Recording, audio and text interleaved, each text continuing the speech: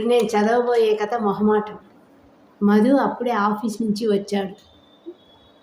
ఏమిటి ఇంట్లో నిశ్శబ్దంగా ఉంది అనుకుంటూ హాల్లో నుంచి రూమ్లోకి వెళ్ళాడు. అక్కడ మాలతిని చూసి ఏమిటోయ్ కామ్గా ఉన్నావంటూ మాలతి వంక చూస్తూ చిరునవ్వు నవ్వాడు. మాలతి ఏమీ లేదండి, ఈవేళ పక్కింటి పిన్ని గారు షాప్లో ఏవో కొనాలంట అంటూ నన్ను రమ్మన్నారండి అన్నది. అంతేగా వెళ్ళిరా అన్నారు మధు.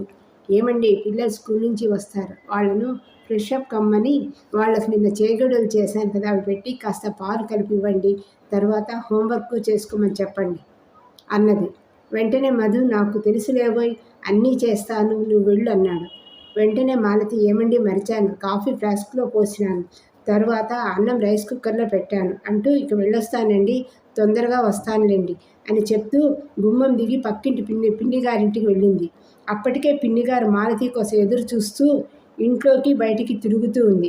ఏంటమ్మాయి లేటుగా వచ్చావంటూ, నేను చాలాసేపు అయింది రెడీ అయ్యి, పద పద వెళ్తాం అంటూ బయలుదేరారు.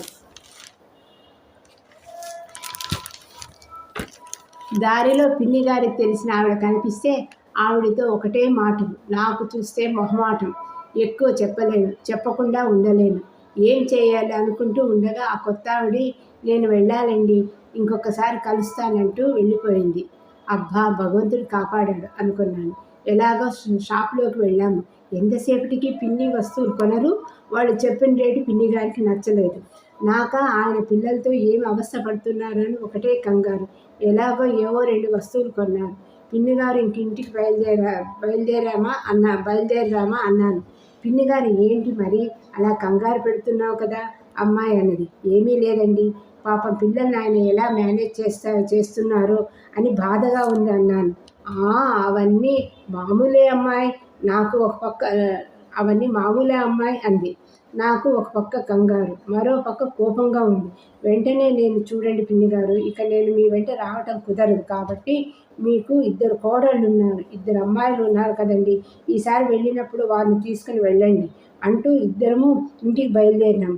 ఆమె వెంటనే చూడు మాలతి, పాపం మా కోడళ్ళకు అమ్మాయిలకు కుదరదు, ఎందుకంటే పిల్లలు స్కూల్ నుంచి వాళ్ళ భర్తల ఆఫీసుల నుంచి వస్తారు, అందుకే నిన్ను పిలిచాను అంటూ కోపంగా వాళ్ళ ఇంట్లోకి వెళ్ళిపోయింది.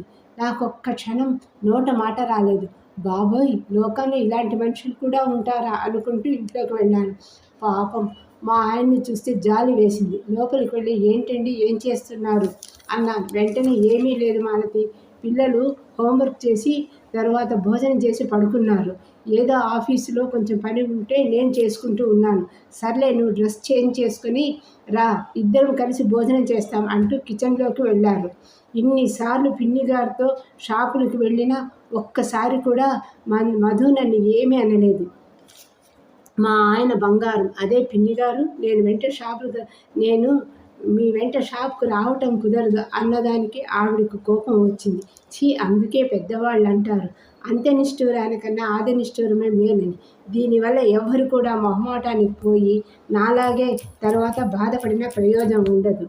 ఆ పిన్నిగారి వెంట ఇన్నాళ్ళు వెళ్ళినా కూడా ఆమెకు ఆ అభిమానం కూడా లేకుండా ఒక్క మాటతో నన్ను తీసి పడవేసింది.